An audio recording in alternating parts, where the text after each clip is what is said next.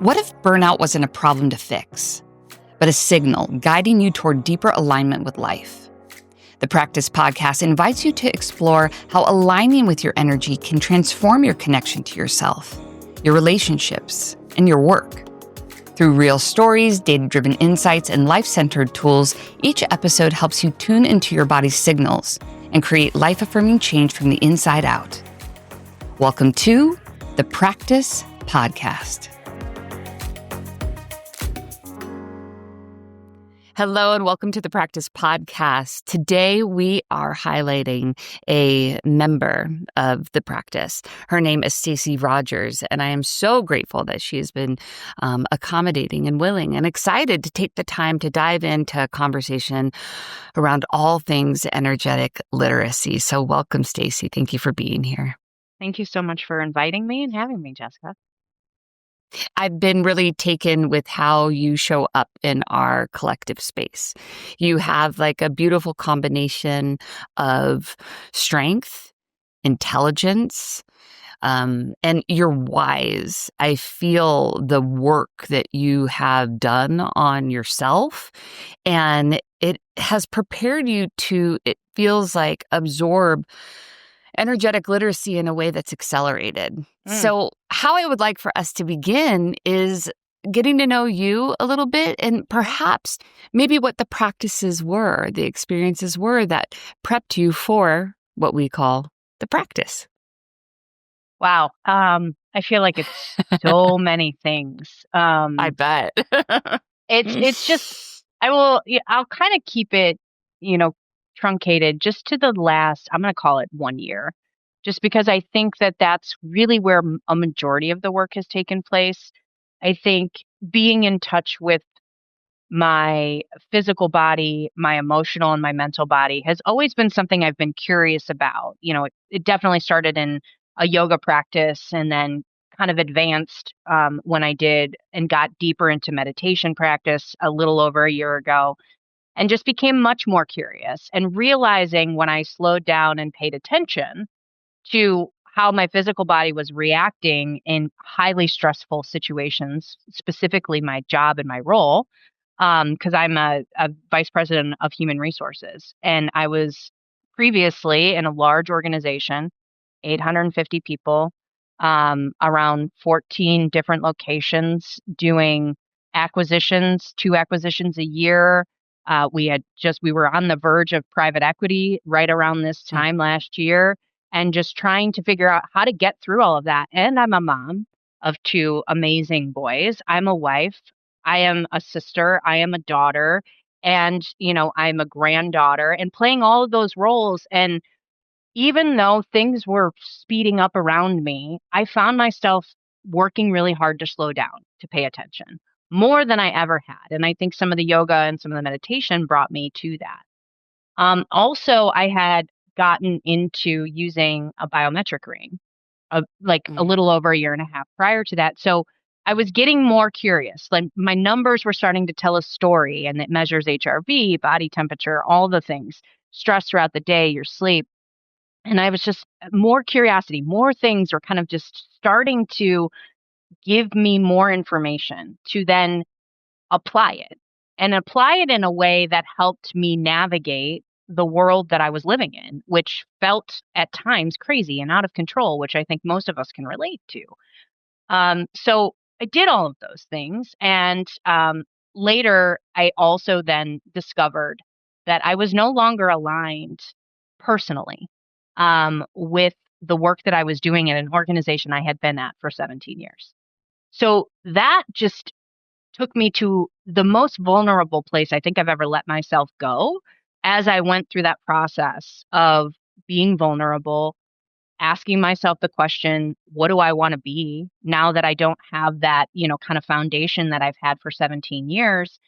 And how do I start unlearning my identity so tied up in a career that I put so much into? And I think those moments of, at the time felt catastrophic is what opens you up to being able to dive deeper And I knew that if I was going to get to the other side of this grief, because that's really what I was experiencing, and this kind of all happened in the first quarter of 25, I knew that I needed to learn more about myself without all of that stuff, without all of the labels and all the titles and all the roles that I was playing. And so I retreated. I retreated into nature. I went to a retreat in Esalen, California, which is an incredible place to retreat. Oh my gosh. That's actually where I did my first meditation retreat as well. But it was all about seeding self renewal. And it was about how do you let go of what no longer serves you and how do you bring in more of what does? And just that basic principle of like getting back to the basics of who you are opened me up to so many then additional opportunities that led me on a journey to uncovering my energy and uncovering what brought me energy. And it was really digging into my purpose and getting quiet in nature and giving myself a chance to actually listen to my own body, to my own heart, and start to manifest that into something that would then ultimately continue this journey that I was on. And as I did that, and as I committed to that, things like Source started to come into my realm. And so, because I was so open and committed to doing the work, I think it's all come much faster for me because I went through the doldrums. I hit a bottom that I didn't know how I was going to bounce back from, but I knew I needed to, and I knew I would. It was just, how do you do that and still stay true to yourself? Because I think over the course of the titles, the years, the career, the progression, I lost the core of who I was. And so it was important for me to get back to it. And I think, and as long as I stay committed to that, everything else just continues to then enhance and better align me to where I'm going. I'm blown away, Stacey. Your clarity is gorgeous. And how you so succinctly, are reflecting upon your story that was so recent It's is very really, recent. really, it's really impressive. Usually You. people need a bit more distance to be able to get to the crystallized version, and it just flows out of you so elegantly. So, again, I have a sense that, yeah, you have a certain constitution and disposition for embodiment work, because Mhm. otherwise I don't know if you Yeah. can you reflect upon maybe some of listen, the yoga was game changing for me. Yeah. Okay, it brought me into a whole other way to relate to life. And 100%. it was a somatic relationship that I all of a sudden was validating, but putting respect on. How long have you been practicing yoga before, I So I would say, probably kind of started, the sacred cauldron of last year yeah. happened? So I think yoga for me started when I started my career, shortly after. One of my Okay. supervisors, she had gone to yoga teacher training and she was like, you should really try it. And I was like, okay, fine, sounds good. I mean, I went all in on it for a good 2 or 3 years. And I went to her practices. I did a retreat with her. Like I was very committed to it because I felt connected and grounded when I was doing it, and it also brought me relief. I was when I started my career, I was a CPA. I was working in public accounting. I mean, there was just the crazy hours, the expectations, and to have this place where I could just go be like the most raw version of myself and whatever I needed was really powerful. But then this was also, almost 20 years ago. Yoga wasn't widely accepted as a Mhm. practice that I feel like people understood and Mhm. really continued to encourage and/or I was the weird one. "What do you mean you're going to yoga? You're weird. You're going to yoga." Like because it was and so I think that also influenced me to some degree and I got away from it. I would pick it back up for a couple of months and then I had 2 kids and then, life and life and life and so I always dabbled in it. And then I started doing an at-home practice during COVID. Mhm. I found Adrienne on YouTube. I don't know if you guys know who she is. She is an incredible yoga instructor who just started filming her practices and has transformed literally the world in bringing yoga to the world in a free format through YouTube. I mean, she has a paid subscription now that I'm also a member of. And so that's how I kind of started to get back into a more daily routine. And now it's a part of my routine, but it's only once a week. And it's just still, but meditation has become daily because I realized that's actually what I was taking more from the yoga was the meditation aspects of it. And so I've just kind of brought that in. So I've continued to evolve it over time. Um, but I think, I definitely got distracted and I definitely was influenced by the outside world to tell me, like, there's other things you should be doing. Don't waste your time with that. So I didn't prioritize it in the same way that I do today. And I would say, tell me if I'm wrong, but it feels like if you were practicing yoga 20 years ago, and you might not be afraid to be the first, like No, the first one to do something in your circle. no, it was Would not an you, issue. would you say that you, in a way, even though you just named how maybe not having all the understanding, kind of discourage you from keeping the consistency, but would you self-identify as being like the person that usually does it first, that takes the lead, that is the change agent in your community? Do you find that to be something that Hmm. is now a part of your more deeper understanding of self? Yeah, it is because what I have found through the work and I've done, through the work that I've done this year too, specifically, someone articulated it to me as my superpower, and I didn't realize it Mm, until this year, but it plays into all of it, which is my superpower is authentic self-expression. And that's exactly what I was doing back then. But I didn't always trust it, Jess. I didn't always trust that my authentic self-expression was it wasn't always welcomed. And still to this day, it's not always welcomed because it's authentic and it's based in a intellect as well as intuition. And people don't trust their intuition. I had to learn how to do that. That's what I've spent the last year doing is trusting my intuition and what an important part it is of my formula. And so now that I have a better understanding of what that superpower is, it explains why I have no issue trying something and being the first because I will authentically tell you whether or not I'm connecting to it or not. And you will hear it from a place of love. I always do it from a place of love and kindness when I'm sharing those things. But it's not always welcomed. And so I think I got in the beginning when it wasn't welcomed, I quieted it like most of us do, when we're not used to being and embracing the most authentic version of ourselves. And so I've learned what that means and to trust it. I also know that's now why it no longer worked for me at my old because I was being my authentic self and it wasn't being welcomed.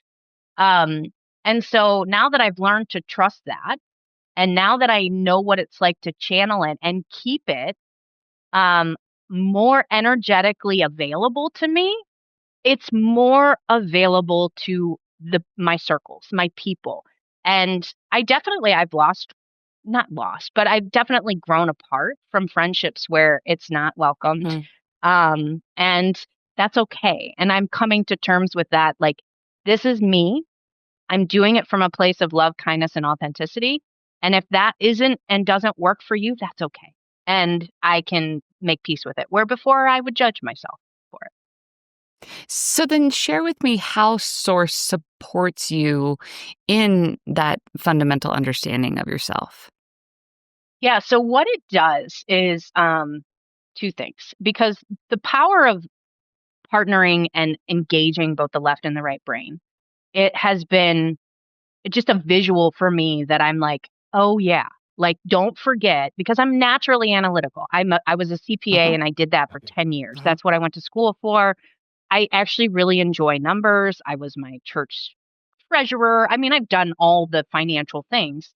And so that part of my brain operates naturally, and it's very easy for me to access it. It has not always been easy for me to access the right side. And Source is Mm. helping me to understand the power and the importance of a practice that engages both sides. And the other piece of it is is that really truly to engage both sides, which is what I'm learning, you have to create space and energy to access it. And you can't do that on an empty cup.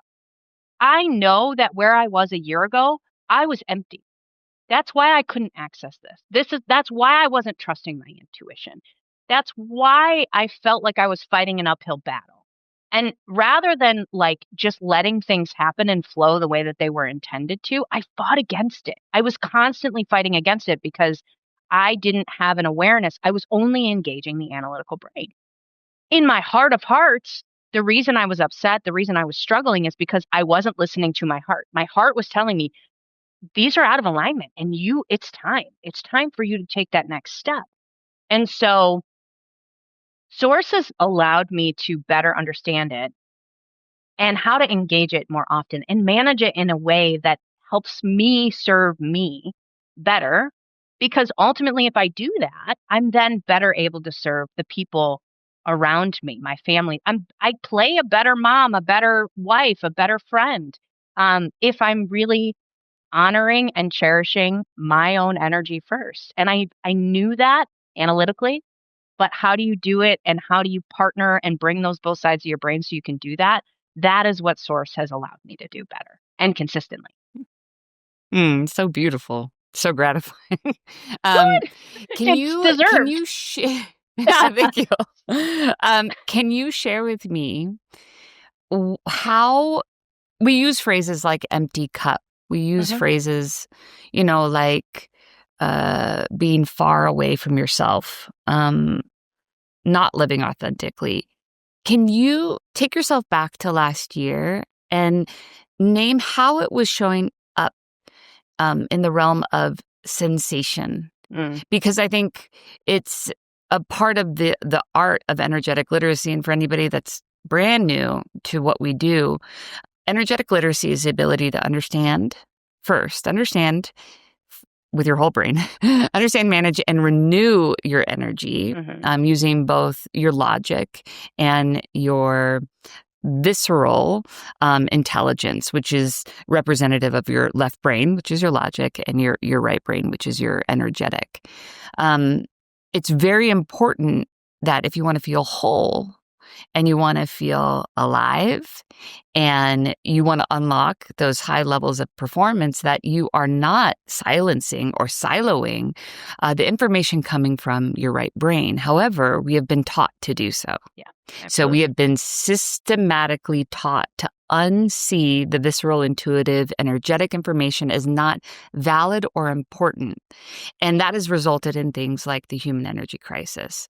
That 100%. is, the moral injury is it's absurd, the moral injury on individuals. And also, from an economic perspective, it's a $1 trillion issue, this mismanaged stress. Yeah. That can be easily dealt with if we understood the language of the right brain and the language of the body.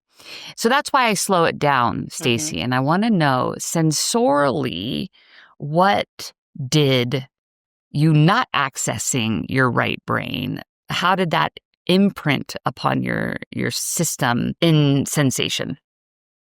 So it came a couple of different ways. Usually it was, and this, I remember this so vividly because I haven't had it in probably a year. Almost, it's not been a year, but let's just call it like 6 months where it's not there anymore. And I didn't realize it. I mean, I've noticed it in the past, but it was intense. I would try to meditate, and all I would hear is just this buzz in my head. And it was a buzzing that I could not quiet. And it felt like I couldn't access anything in my, either side of my brain. Like I wasn't even trying. I was just like, I can't even think because of the buzzing. And it was stress. And I could tell because I would then, if I were de-stressing or I realized I had a better day or a day where I wasn't completely drained at the end of the day, I would then look at my biometrics from my aura ring and it would say, you had a less stressful day. And then the noise would quiet. And I was like, oh my gosh, this is directly related to what I'm sensing in my own body. And so then if I ignored that ringing or like the buzzing, I think buzzing is more of the right word for it, it would then translate into a migraine. And then, but it would, I mean, I would have to literally just go days and days and days with doing nothing to support myself. And then it would hit me and then it would take me down. Very rare, but it's their ocular migraine. So I actually start to get fuzzy in the eyes. I can't see. You Mm. think you're having some kind of medical event, and then all of a sudden the pain hits and it's debilitating. So the ocular is nice because it tells you it's coming before the pain hits, so you can usually take some. But again, you are at that point, you already know you've been ignoring all the signals. And so I realized that that was some of the signaling that I was getting. And then I actually started gaining a lot of weight and made no changes to the way I was eating. And that was becoming incredibly frustrating for me. And at first I was like, oh, early stage, pre whatever. And I went to a functional medicine doctor and she said, no, you've got the hormones in 24-year-old. She goes, but your cortisol is, It's through the roof. it's through the roof. There is no way your body can regulate right now because your cortisol is it's off the charts. And so she said, until we get that down, that the rest of this. So that's where I was like, Stacey, you did this to yourself. Like you literally, by not managing your energy, your stress, all the things, and ignoring all the signs that your body was giving you. I mean, it took 6 months to get all Oh, of yeah. that back online. And I Oh, still think it's still trying to come back online the way Sure. that it Yeah. should. But that's what happens when you just ignore constant signals and reminders. And I was like, it was such an aha, but also like duh moment of like, wow, this is what happens when you just don't put you in the driver's seat. Oh, my heart actually hurts a little bit when you say, it was my fault. And I'm like, that's a lot to Hmm. take on because from my perspective, I don't think it was your fault, but it is your responsibility. Like it's Correct. That's us fair. getting to these places of collapse because it is conditioned. It's hard to place fault on any one thing. That's why, True. in our ecosystem, we talk about how the problem actually came to be. And, there's a certain part of history where, Hmm. because I look at things from a very big picture. It helps me just kind of zoom out on like, Yeah. how did we How did we get get here? here? Yeah. Yeah. Because like we could be feeling much better. And yet we have designed a life by which is extractive. And why? So then it set me on, a fair amount of research and time. And you do learn that, okay, evolution has been, doing its thing. And there was a certain part of evolution where I think it was really fun in a way for life to explore maybe more of that left brain capacity where, it was looking at things in terms of parts instead of wholes. It Right. was a little bit more about going far through, I don't want to say like industry or scaling, but there was something in consciousness that was really interested in designing things just from a left brain mechanistic Hmm. perspective. And that was, the industrial age. Yep. And the thing is, though, that we max out on any strategy at certain points, You can only So optimize we so maxed much. out on Yeah. that strategy, that mechanistic strategy of designing things like machines and looking at things in parts rather than wholes. And then we have these systemic issues that, are debilitating. So we have to course correct. Okay, what do we do? Right. And then we realize, oh yeah, well, we abandoned this whole aspect of self and we need to weave that back in. So, it's it's one thing to endure the pain of healing. It is another thing to endure the shame of making it happen to yourself. And I'm doing my best to really share the insights that can take a little bit of the shame and the guilt out of it. Because Stacey, I know if you knew better, you would have done better. You would have done different. If you knew different, you would have done different. And you True just statement. weren't. You were given a blueprint on how to succeed. And you said, I'm going to be the best. Right. And guess what? You were until you weren't.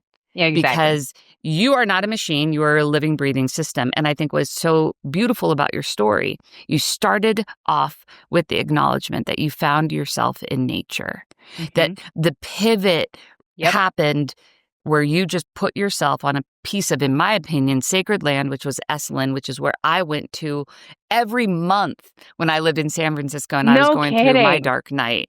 Every month they did personal retreats and I could get a bed and 3 meals for like $125 a night. And I would just send myself there and I just laid on that land, and that land is what helped the revelations happen, you know? So just talk to me now about your relationship to nature and what you think it gives you, and how living systems design, which is also something that we talk about in the membership, how that is now informing the way that you are building. Yeah, it's so interesting because I do think Esalen was a turning point, no doubt. Like I had been there in September of last year, did a weekend meditation retreat, and I was like, I'm on their mailing list. I'm just curious. A friend of With mine. who did you do? It was a good friend of mine who came to me and she said, hey, I'm going to do this thing in California. Do you want to go with me? And I was like, sure. And then she was actually supposed to do a speaking engagement. And so she had asked a friend of hers, if I'm going to retreat somewhere in California, where do I retreat to? And she said, there's no other place. And so that's how we ended up there. And so I did a meditation retreat with Dan Zigmund. He's also from the Bay Area, but he's incredible. And it was a weekend retreat, and I fell in love with the place. I fell in love with the land. I fell in love with just the overall concept of what they're doing and how they're doing it. And it was fantastic. And then I knew that as I was getting to the place where I knew I was going to have to make a decision, like there was just such this conflict internally for me and then the organization.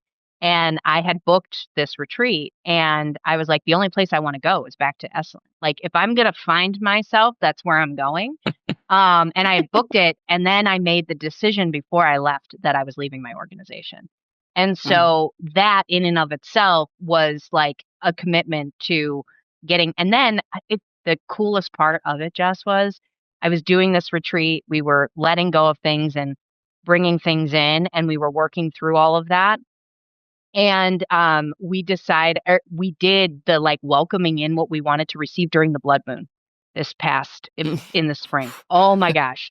What a transformative moment to connect. And Esalen's a great place because it connects water, air, land, and then, kind of just everything around it.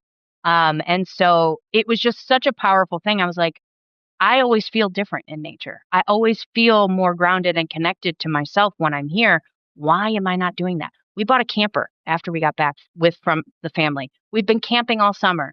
I was doing walks. I was spending time in parks. I was taking my kids to all these places. And I realized that that was such an important piece of what I left behind. And so, and now when I need to reflect and I need time to just kind of check in, I go sit outside. I go on a walk. I don't care if it's snowing because I'm in, northeastern Ohio. So it's snowing right now. I will find a way to get out there and just experience the beauty of the day. And that it truly is, it's what takes away all the extra stuff because it's just you in nature being yourself. And if you can get there, it's almost a fast pass to quieting the distraction and the noise. So. No doubt. So I would love to pivot because we're so enthusiastic about the work and coming into our right brains and coming back to nature and really knowing that we are an extension, of this earth. We are not separate from, we are an extension of. And so it's like returning home every time we touch back down. But I want to talk about the challenges because you're such a pragmatic person as well. And I think that it is of service to talk about the challenges when, I would say making this shift from mechanistic into living system, from, just looking at life from left brain into looking at life with your whole brain. So just walk me through maybe the places in your life, whether it's personal, relational, business, that you still feel like there are gaps in what you are endeavoring to understand. I'm just gonna take a second with that one because it is a Yeah, challenge. take your time. Um, Yeah, because there is a status quo. It's easier to go with the momentums of what's already here. And yet, doing life in this way, we have to be very prepared to yep, be misunderstood, to feel like the every salmon time. that's swimming upstream. Mhm, every time. So, yeah, I like to take a And moment just to explore. it's so interesting because even in I think even years ago, my husband could tell when I just needed to be alone. Like, and I would tell him. And it took me a while to articulate it because one of the things that is not unique, it's just me, is I'm fiercely independent. I don't need help. Mm, Like, I'm going to figure it out. I'm going to do it all. And even when I'm not doing it all, I'm still going to act like I'm doing it all. And so it's going to be fine. And we'll figure it out because I'm very pragmatic. Um, so, but I would get to a point where I realized that I was like, no, I need to be by myself. I'm overstimulated in every mm, aspect of my life, and I would need to kind of just go to a quiet place and step away. Sometimes it was a walk with a friend. Sometimes it was just, I'm just going to take 3 hours and I'm just going to stay at the store. Like, I'm just going to walk around aimlessly because that feels more like the more productive thing regulating. to do right Yeah. now. Yeah. What I now realize is that when I get to that place, it's not about being it there's an aspect of being alone that's super important because it then takes off all the hats so that you can get back to who you are as a person. Um, but I was I wasn't always productive in it because I wasn't going back to nature. When I am in nature, Mhm. it truly is my fast pass to get to the other side of whatever I'm getting and navigating. And it takes a lot of trial and error before you figure out what that looks like. Sometimes I know it needs to be just a walk. Sometimes I know it needs to be I'm going to go get lost for 2 or 3 hours on a trail that I've never been on and not even care where I'm at because I need that much more time. And sometimes it's I need to get the heck out of Dodge and go to Esalen and spend a week away because I know that it's time for me to do those things. And just that doesn't happen overnight. That isn't something that Mhm. I just figured out. I mean, I made some choices that didn't get me anywhere and then I was like feeling even more empty because I wasn't Totally. connecting, in all the right ways. And so Yeah. what I would encourage anyone who is interested in trying to get to that place where you know what it is that you need to start rebuilding your energy is don't be afraid to try it. We come up with excuses and society gives us so many excuses as to why we don't have time to do those things. And it's easy to bring that to the table and say, you know what, I just can't. There's just not time. And it's now is not the time or wow, that seems really extravagant. Like I remember thinking to myself, like me flying from Northeast Ohio all the way to California to recharge, like that seems extravagant. And I think a couple people actually said it to me and I was like, no, like n- it used to deter me from doing those things, but now I'm like, then I'm doing the right thing. If people are telling me I'm crazy, I'm now doing the right thing. It's like you had to reprogram yourself to You believe do. that what you feel and trusting back to that intuition about what you need, trust it. And that's the when I started doing that and stopped looking around me for judgment or approval or permission, because those are the things that we all use as reasons that we don't do something. When you stop doing that and let yourself tell you what you need, it's a game changer. And it only takes 1 or 2 times of just doing that, that it unfolds. And then you're like, "What have I been waiting for?" And then it becomes something that's more routine, more natural, and over time and I still struggle with it. Sometimes I do still quiet the voice because I'm too busy to slow it down. And then I'm like, "Whoa, wait a minute. I've got all these biometrics now that tell me when that's happening before I can even sense it sometimes in my own body." But it's such a quicker pivot for me today than it was even a year ago. And so I know a year from now, it'll be even a quicker pivot. And maybe I won't even have to pivot because I'll be so much more aware and tuned in because I don't think, Jess, we're ever done with this work. And I think that's the life lesson of it all is like, you've made progress, I've made progress. We're committed to progress, but it's a lifetime commitment to progress. And I think that when people stop believing that there's an end game or an end goal that you're trying to achieve, it opens you up to so much more freedom to explore. Mm. You have so many great nuggets. You, in your future, which I'm about to ask right now, should also consider doing a podcast. Yeah. Thank you. So you're welcome. Let's round out our conversation then with what intuition, what right brain has been whispering in that you are now committed to take action on. Like, what does what's the go forward for Stacey? Yeah. And the commitment level. Yeah, it's easy for me now because I've done the work to actually tap into it and trust in it. But so there's two things. The first is I actually love public speaking. These kinds of things. Well, you're great. For me are energy giving. A lot of people are afraid of doing it, and I, on the other hand, lean into these opportunities. So I realized when I was going through my kind of transition over the last year, I wasn't doing it as much, just because the way my role had transformed and changed, and it just wasn't as available to me in the ways that it was more readily available. So I said, screw this. Over the summer, I hired a public speaking coach. And I said, I want to figure out how to do this in a more regular way. And so I've been working with a coach since July. We've got my back pocket presentation put together. I actually just filmed my marketing video last week out in nature, where it all came it wasn't Esalen, but it's my other favorite place locally to me, that was an important part of my kind of rediscovery of myself. So we're working on that so that hopefully after the first of the year, I can be marketing myself as someone who can do these things and get out on a stage and share my story.